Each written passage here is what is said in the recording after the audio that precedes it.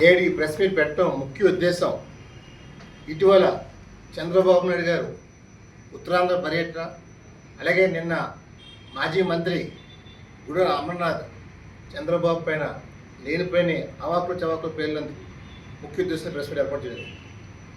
ఈరోజు నిజంగా గుడివాడ అమర్నాథ్ కానీ వైసీపీ పార్టీ కానీ చంద్రబాబును విమర్శించే స్థాయి మీకు అవదే కాదని మనం చేస్తున్నారు. ముఖ్యంగా అమర్నాథ్ ఓ బచ్చా, మరి ఐటీ పరిశ్రమ శాఖ మంత్రిగా ఉండి అసలు నువ్వు ఏ పరిస్థితి తెచ్చినా అడుగుతున్నారు.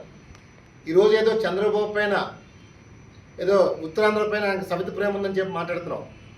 అసలు ఆ మాటని గెలవచ్చు అతగట్లేదు. ఉత్తరాంధ్రలో 34 స్థానాలు ఉంటే 32 స్థానాలు ప్రజలు టీడీపీకి, కూటమికి, బీజేపీకి, జనసేన మద్దతు పలికారు.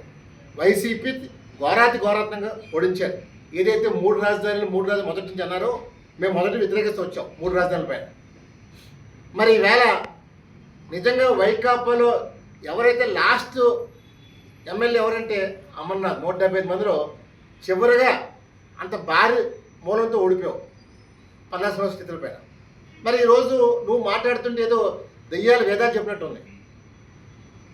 నీకు నిజంగా దమ్ము ధైర్యం ఉంటే రేపు ఇదే బీజేపీలో 11 గంటలకి తేల్చుకుందామని అడుగుతున్నా. మీ జగన్ ఏం చేశారో, మా చంద్రబాబు ఏం చేశారు.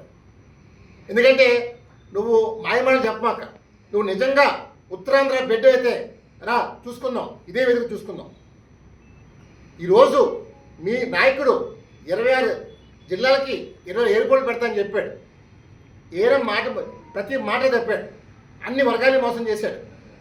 మాట్లాడితే నా ఎస్సీ, నా ఎస్టీ, నా బీసీ, నా మైనార్టీ అని చెప్పి ఏ వర్గాన్ని, అటు పారిశ్రామిక వర్గాన్ని, కార్మికుల్ని, టీచర్లని, నిరుద్యోగుల్ని, రైతుల్ని అందరినీ దాకా చేశారు 5 సంవత్సరాల పరిపాలన. అందుకే విసిగెత్తిపోయి ఈ జగన్ మాకు వద్దు, ఈ పార్టీ మాకు వద్దు అని చెప్పి జనాలు చీకొట్టారు. అయినా సరే మీకు ఇంకా 30 రోజులు అయింది చంద్రబాబు పాలన మొదలై. ఈ 30 రోజుల్లో ఆయన చెప్పిన హామీ ప్రకారం 4 వేలు ఇస్తా అని చెప్పారు, 4 వేలు ఇచ్చారు. డిఎస్సి మేము తీసుకొచ్చారు. ఉత్తరాంధ్ర మగాడైతే రా అంటున్నాను.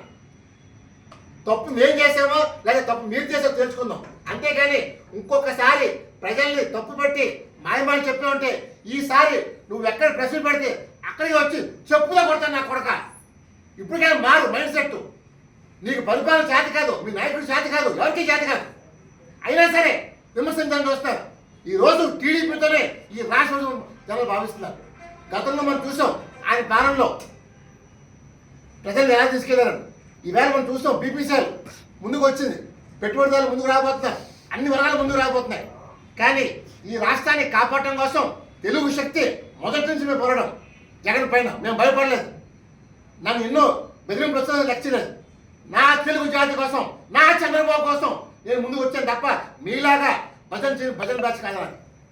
దానికి ఇవాళ ఒకటే చెప్తాం, రేపు 11 o'clockకి ఇదే బీజేపీలో నిజంగా అమర్నాథ్ మగాడైతే రా.